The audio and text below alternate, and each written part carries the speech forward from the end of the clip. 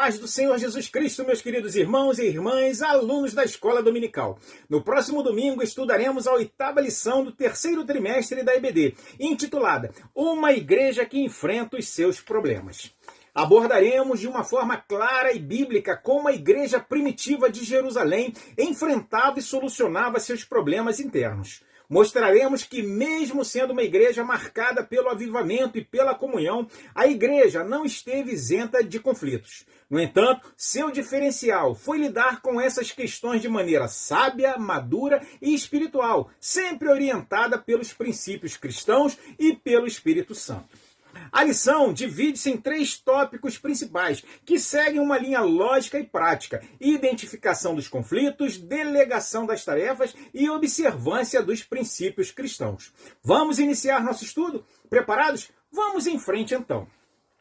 O primeiro ponto que destacaremos é a natureza dos conflitos que surgiram dentro da igreja de Jerusalém. Abordaremos 3 esferas que precisam ser bem compreendidas. Primeiro, diz respeito ao conflito de natureza cultural, o qual a lição faz alusão ao episódio de Atos 6:1, quando houve murmuração dos gregos contra os hebreus por causa da negligência na distribuição diária. Trata-se de um conflito cultural entre judeus palestinos, os hebreus, e judeus helenistas, os gregos. A Bíblia afirma: ora, naqueles dias, multiplicando-se o número de discípulos, houve murmuração dos gregos contra os hebreus, porque as suas viúvas eram desprezadas no ministério cotidiano. Atos 6:1.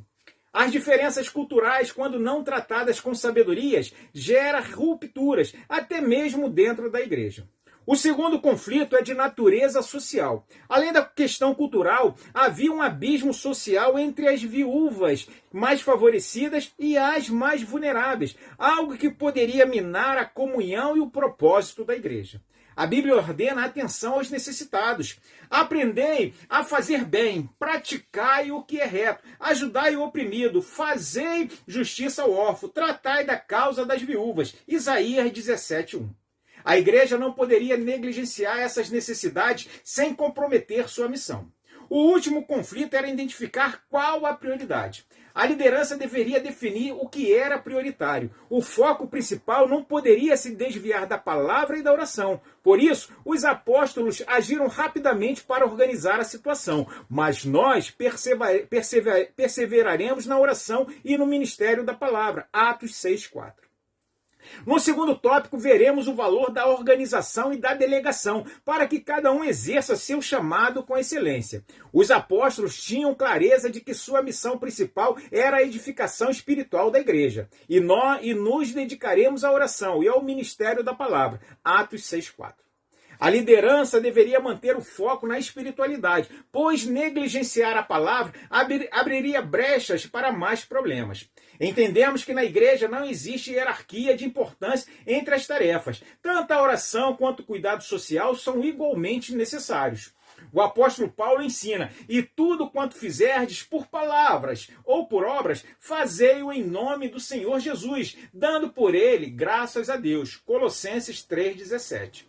O problema não estava nas tarefas, mas na má gestão delas. A solução encontrada foi a instituição de homens capacitados espiritualmente para servir, surgindo aí o ministério diaconal. Escolhei, pois, dentre vós, 7 varões de boa reputação, cheios do Espírito Santo e de sabedoria, aos quais constituímos sobre este importante negócio. Atos 6:3.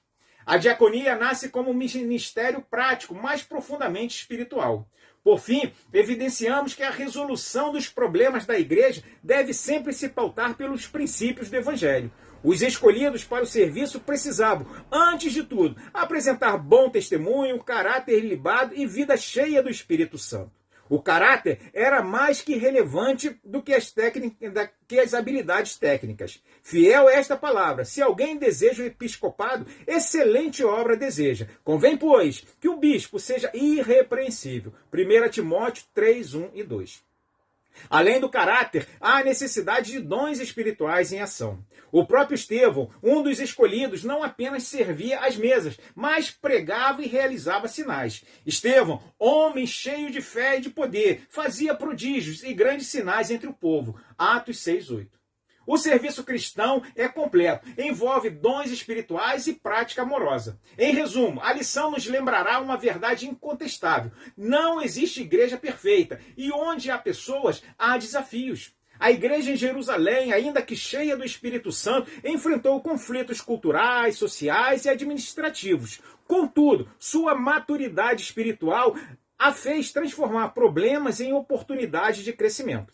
Hoje, muitas igrejas sofrem porque ignoram seus próprios conflitos ou então preferem varrê-los para debaixo do tapete, esperando que o tempo os resolva. A palavra de Deus nos mostra que a solução não está em fingir que não há problema, mas em enfrentá-los com sabedoria, oração e ação organizada. Essa atitude prática, reconhecendo que não há conflito entre tarefas espirituais e sociais, faz com que a igreja saiba que precisa de pregadores e de servos, precisa de intercessores e de ajudadores, precisa da palavra e da diaconia. É um erro querer espiritualizar a negligência ou achar que orar dispensa cuidar do próximo. Por isso, quando surgir qualquer dificuldade, seja cultural, social ou de gestão, a solução começa com 3 pontos práticos. Identificar claramente o problema, delegar com sabedoria e ordem as tarefas necessárias e priorizar sempre os princípios bíblicos e espirituais. Amém? Chegamos assim, meus irmãos, ao final deste vídeo. Esperamos que esta síntese de nossa 8ª lição do 3º trimestre tenha motivado cada um de vocês a estarem conosco no próximo domingo, em uma escola dominical bem pertinho de sua casa. Próxima sexta-feira, continuaremos estudando o livro de Salmos de uma forma exegética, pentecostal e de acordo com a tradição judaica da época em que cada salmo foi escrito. Por isso, eu te convido a acessar nosso canal no YouTube, assistir, compartilhar, comentar e se inscrever para ser avisado todas as vezes que lançarmos um vídeo novo. Fiquem com Deus e que Deus os abençoe em Cristo Jesus.